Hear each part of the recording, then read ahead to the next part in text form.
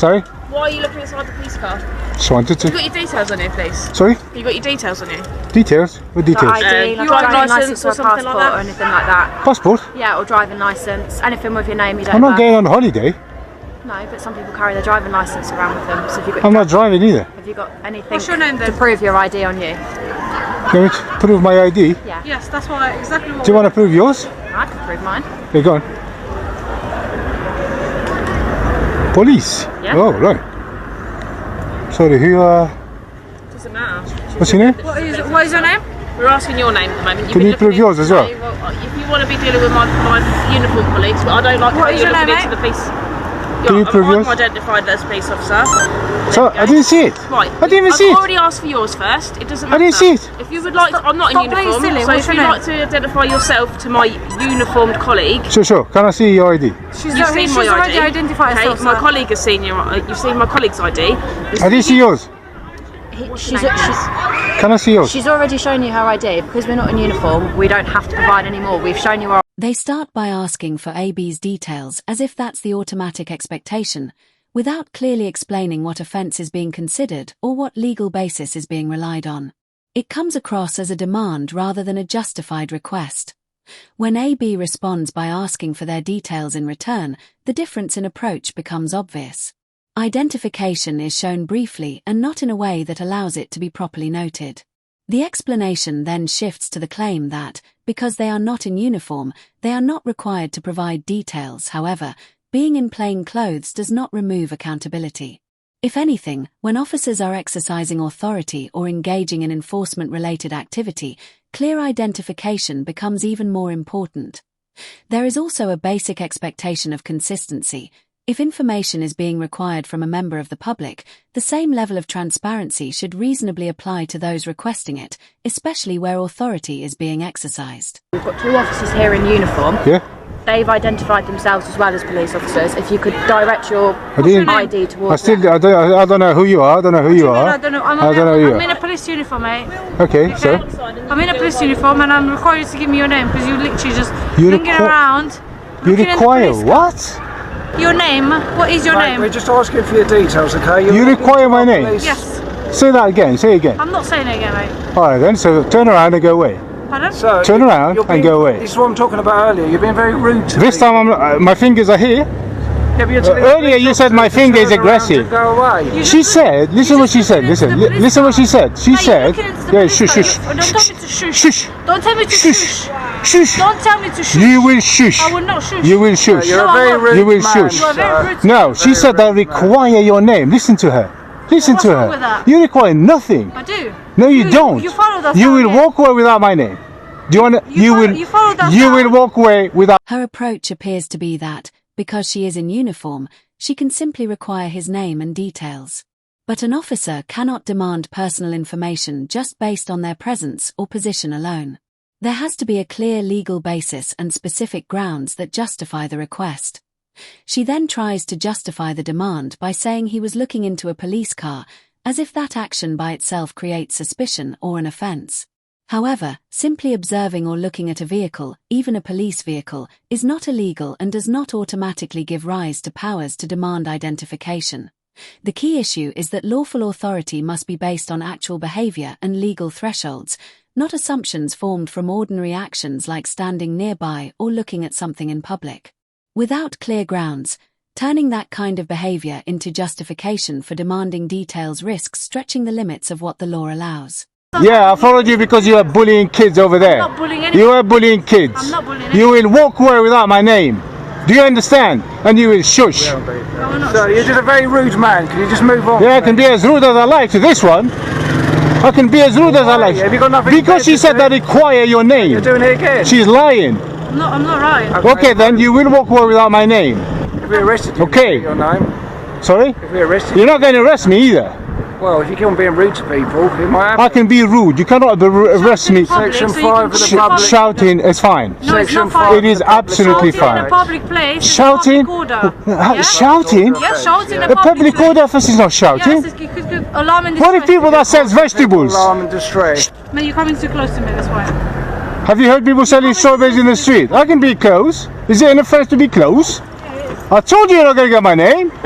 The arrest threat here doesn't appear to be tied to a clearly identified offence. Instead, it is presented in a broad and non-specific way, which can come across as a way to regain control of the situation rather than respond to a defined legal breach. At the same time, there is no clear explanation of what exact offence is being relied on. Without that, the justification remains unclear and difficult to assess properly. There is also a shift toward treating raised voices or firm speech as a public order matter.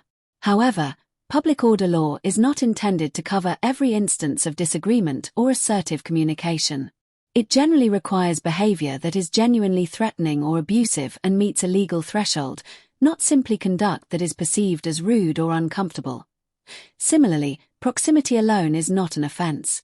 Being near an officer in a public space is not unlawful unless it involves obstruction, harassment, or behavior that meets a specific legal standard such as breach of the peace. Officer, I need to see your ID. Have you committed? You engage with me, I need to see your ID.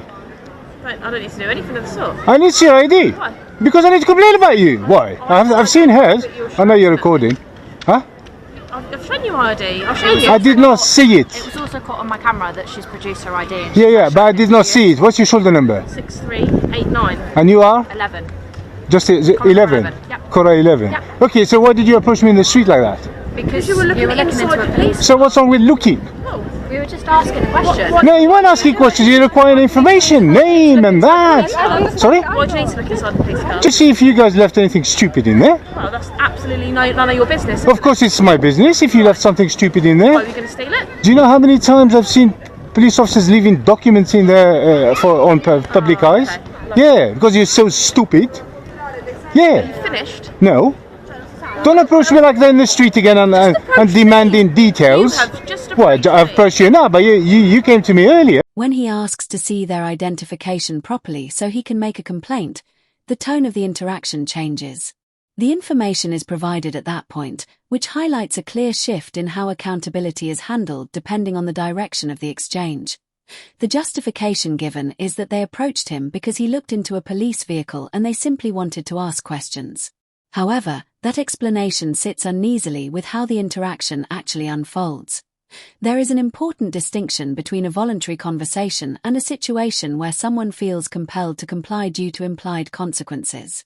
A casual request for information is different from a demand backed, explicitly or implicitly, by the possibility of escalation.